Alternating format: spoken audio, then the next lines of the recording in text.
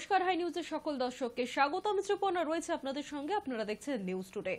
শুক্রবার সকালে নাগেরবাজার সংলগ্ন এলাকায় যশোর রোডের গেঞ্জির কারখানায় আচমকায় আগুন লেগে যায়।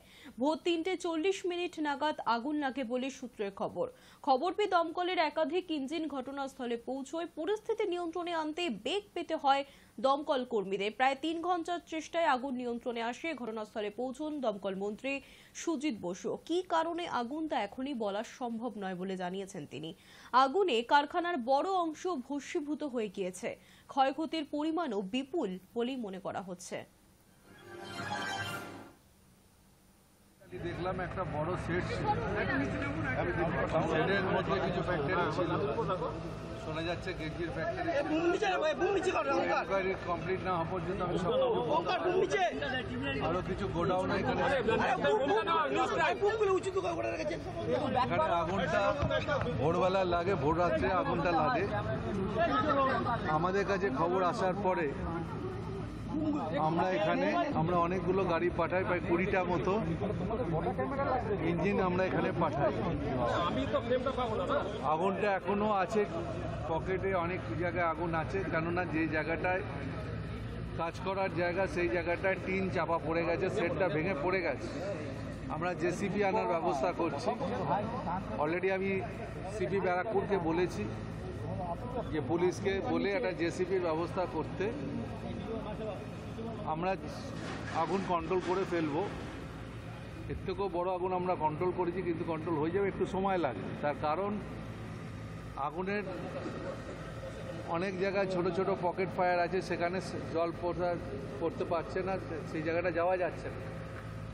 তা আমরা এই টিনগুলোকে সরাতে পারলেই আমরা পৌঁছে যাব এবং আগুন নিভেও যাবে। উত্তর 24 পরগনার হারোয়ায় গুলিবিদ্ধ মহিলা। বৃহস্পতিবার রাতে হারোয়া থানার অন্তর্গত মোহনপুর গ্রাম পঞ্চায়েতের পশ্চিম মোহনপুর এলাকার ঘটনা। গুলিবিদ্ধ মহিলা শম্পা দাসের কোমরে গুলি লাগে বলে স্থানীয় সূত্রে খবর। কলকাতার এসএসকেএম হাসপাতালে ভর্তি ওই মহিলা। স্থানীয় সূত্রে জানা যাচ্ছে, বিয়ের কয়েকদিন পর থেকেই ঝামেলা শুরু হয় দুজনের মধ্যেই।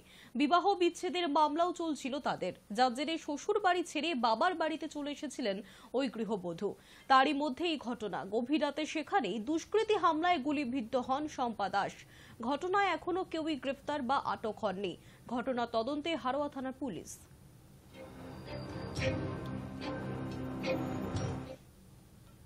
রাত্রে আমরা শুয়ে আছি, হঠাৎ মাত্র দেখি জানলা থেকে কেউ ডাকছে, বলছে একটু বেরিয়ে আসো, শম্পার গুলি লেগেছে। অন্ধকারে বেরিয়ে গেছে, মানে যে স্পটে জিনিসটা হয়েছে সেখানে গেছে। যাবার পরে ওইখানে যে ওই ঘটনাটা দেখে আমাকে এসে সংবাদ দিয়েছে যে শম্পার সত্যিকারের গুলি লেগেছে। শুনলাম একটা গুলি লেগেছে, যখন বের করে নিয়ে এসছি লেগেছে পেছনে, এই জায়গাটা গুলিটা লেগেছে। থানাকে জানাতে হবে, না জানালে পুলিশ কেস। থানাকে জানিয়ে বলছে কি ওইভাবে গাড়িতে করে নিয়ে যাও, থানাকে জানিয়ে একবারে নিয়ে ওই ডাক্তারখানা দেখাও, আগে তো জীবন বাঁচুক বলে নিয়ে বেরিয়ে গেছে। বৃষ্টি ভেজে সকালে মর্মান্তিক দুর্ঘটনা পূর্ব মেদিনীপুর জেলার বাজকুলে। দীঘার নন্দকুমার জাতীয় সড়কের বাজকুলে দুর্ঘটনা। ট্রাক এবং মেশিন ভ্যানের সংঘর্ষে ঘটনাস্থলে মৃত্যু 2 ব্যক্তির। আহত মেশিন ভ্যানের আরও 2 যাত্রী। আহত 2 ব্যক্তিকে স্থানীয় নার্সিংহোমে ভর্তি করানো হয়েছে। তাদের মধ্যে একজনের অবস্থা আশঙ্কাজনক। জানা গিয়েছে, মেশিন ভ্যানটি দীঘার দিক থেকে নন্দকুমারের দিকে যাচ্ছিল।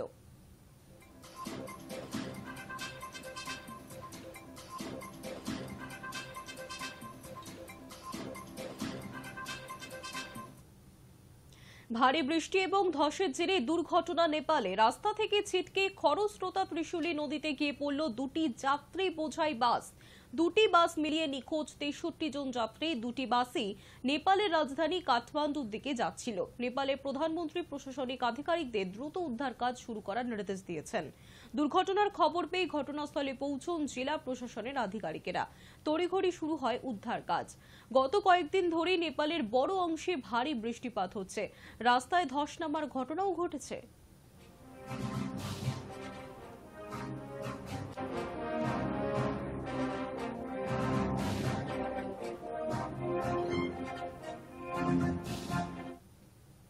মাছ ধরতে গিয়ে বাঘের আক্রমণে মৃত্যু, এখনো উদ্ধার করা সম্ভব হলো না মৃতদেহ।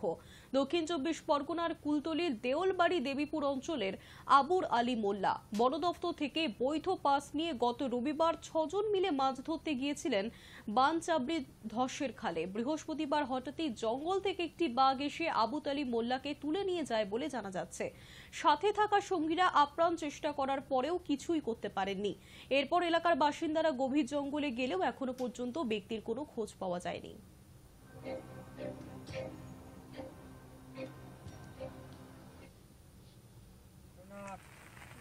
আমরা জঙ্গলে গিয়েছিলাম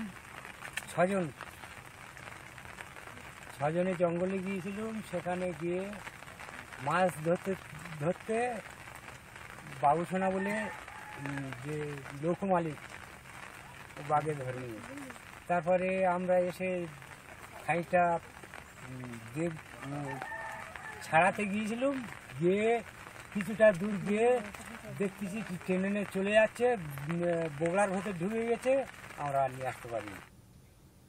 স্ত্রীর রিলস বানানোর নেশা, যা পছন্দ করতেন না স্বামী, বারংবার বারণ করার পরও না শোনার পরিণতি হলো মর্মান্তিক। আত্মহত্যা করলেন স্বামী। মেদিনীপুরের ঘটনা। জানা যাচ্ছে রিলস ভিডিও তৈরি করে সমাজ মাধ্যমে পোস্ট করতেন স্ত্রী, আর এই নিয়েই স্বামীর সঙ্গে অশান্তি। বৃহস্পতিবার উদ্ধার হয় ওই ব্যক্তির ঝুলন্ত দেহ। একটি অস্বাভাবিক মৃত্যুর মামলা রুজু করে ঘটনার তদন্ত শুরু করেছে কোতোয়ালি থানার পুলিশ।